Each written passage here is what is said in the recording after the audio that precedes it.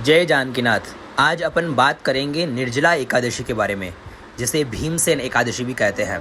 तो आप सभी को निर्जला एकादशी की बहुत बहुत हार्दिक शुभकामनाएं। तो चलिए आज जानते हैं हम साल की सबसे बड़ी एकादशी, जिसके करने से हमें सभी संपूर्ण एकादशियों के करने का फल प्राप्त हो जाता है।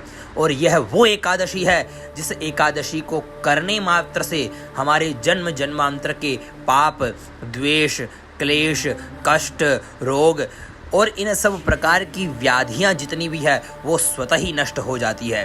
तो भगवान विष्णु की जो सबसे प्रिय एकादशी है, जिस दिन माँ भगवती गायत्री का जन्म हुआ, आज ही के दिन यानी ज्येष्ठ मास के शुक्ल पक्ष की एकादशी, जिसे हम निर्जला एकादशी कहते हैं, इसी दिन माँ गायत्री का प्राकट्य हुआ, माँ गायत्री का जन्म हुआ। विश्वामित्र जी ने आज ही के दिन प्रथम बार गायत्री मंत्र का उच्चारण किया था।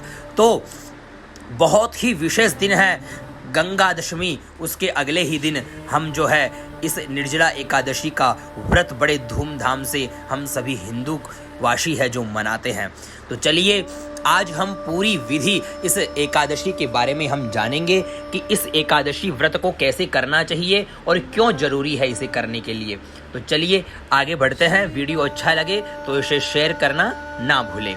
तो चलिए देखिए, साल की सबसे बड़ी एकादशी है ये। वैसे तो 26 एकादशी होती है। 26 एकादशी जब होगी, जब अधिक मास होगा, नहीं तो 24 एकादशी होती है। तो 26 एकादशियों में सबसे श्रेष्ठ जो है, सबसे बड़ी एकादशी इसी एकादशी को माना गया है। कहा जाता है कि कोई व्रत छूट गया हो या हम किसी प्रकार से व्रत नहीं कर पा रहे हो और हम अगर सामर्थ्य नहीं है पूरे वर्ष भर एकादशी करने में, तो हमें यह एकादशी जरूर करनी चाहिए और इस एकादशी को बहुत ही आवश्यक है, करना ही चाहिए। तो इसके बारे में कहा गया है कि यह बहुत बड़ी एकादशी है और इसे करने से संपूर्ण एकादशियों का जो पुण्य है वो हमें स्वतः प्राप्त हो जाता है। इसे भीमसेन एकादशी इसलिए कहा जाता है क्योंकि इस दिन भीम ने वेदव्यास से प्रश्न किया कि मैं क्या व्रत करूं।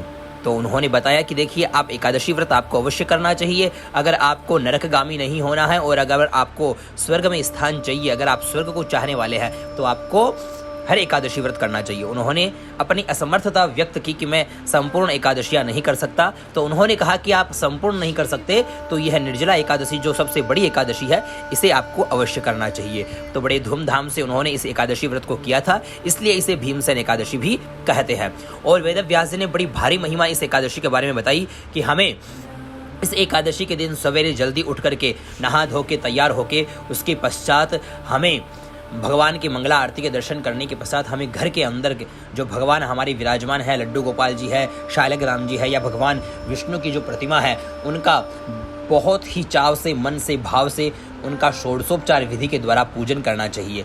यानी सबसे पहले उन्हें शुभ आसन प्रदान करिए। आसन प्रदान करने के पश्चात उनको उनके पाद प्रक्षालन करवाइए, हस्त प्रक्षालन करवाइए, मुख प्रक्षालन करवाइए और फिर उनको स्नान करवाइए। स्नान करवाने के पश्चात उनको पंचामृत से स्नान करवाइए, दूध, दही, घी, शहद और चीनी।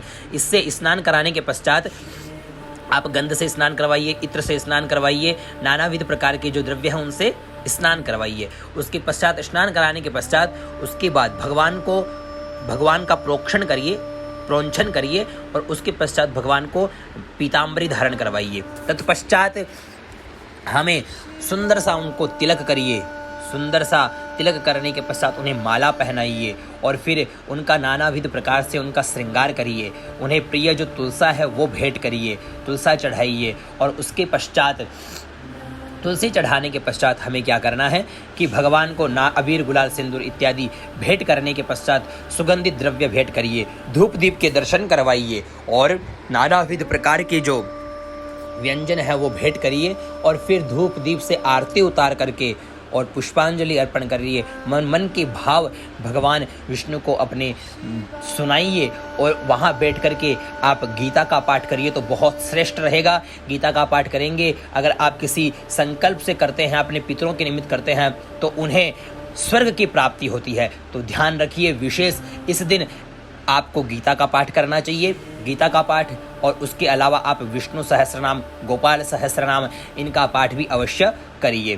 तत्पश्चात भगवान विष्णु की इस प्रकार आराधना करते हुए दिन भर आप ओम नमो भगवते वासुदेवाय इसका जप करिए। या आपके जो गुरु महाराज, आपके जो गुरुदेव भगवान ने आपको जो मंत्र प्रदान किया है, जिस संप्रदाय से आप दीक्षित है, तो उस संप्रदाय का जो मंत्र आपको गुरुदेव ने प्रदान किया है, उस मंत्र का दिन भर जप करिए और दिन भर मन को शुद्ध रखिए, सात्विक रखिए। मन से किसी प्रकार की अनर्गल या वाणी से किसी प्रकार की अनर्गल वार्ता न निकले, किसी के लिए हम गलत ना सोचें और अपने मन को, चित्त को बड़े स्थिर रख करके, शांत रख करके भगवान के चरणों में लगाइए, मन लगाइए और बड़े भाव से दिन भर भगवान का जप करिए। और अगले दिन, वैसे तो इस दिन हमें निर्जला एकादशी है, तो निर्जल होकर के ही हमें यह एकादशी करनी चाहिए, बहुत ही आवश्यक है। और नहीं, अगर समर्थ नहीं है आप इसमें, तो आप कुछ पेय कर सकते हैं, आप कुछ फलों के रस को ग्रहण कर सकते हैं। और अगले दिन, यानी इस वर्ष जो एकादशी है, जो निर्जला एकादशी, वो 21 तारीख को है, तो आप 22 तारीख को सवेरे जल्दी उठ करके भगवान का चरणामृत लेकर के तत्पश्चात आप जो है एकादशी का पारण सवेरे जल्दी ही कर लीजिए, सूर्योदय के बाद में। इस प्रकार आपको यह निर्जला एकादशी का जो व्रत है, वो बड़े धूमधाम से मन को, चित्त को स्थिर करके आपको इस एकादशी व्रत को करना चाहिए। ये बहुत ही श्रेष्ठ और बहुत ही उत्तम रहेगा। इसे करने से जो अनेकों तीर्थों में हमें जाकर के स्नान करने का जो पुण्य है, वो हमें स्वतः ही घर बैठ करके इस एकादशी को करने मात्र से ही प्राप्त हो जाता है। भगवान के चरणों में हमें स्थान प्राप्त होता है और भगवान कहते हैं कि दैहिक दैविक जितने भी उसके ताप है, वो सब नष्ट हो जाते हैं। तापत्रय विनाशाय, तीनों ताप उसके नष्ट हो जाते हैं। इसलिए इस एकादशी को बड़े ही धूमधाम से और बड़े ही मन से करना चाहिए और तत्पश्चात एकादशी का संपूर्ण फल भगवान को अर्पण करते हुए अपने मन को हमें इसी प्रकार, मतलब संकल्प इस प्रकार हो कि हम अपने मन को शांत रखेंगे, किसी प्रकार का कुछ गलत व्यवहार नहीं करेंगे, ऐसा संकल्प करते हुए इस एकादशी को आप बड़े मन से करिए।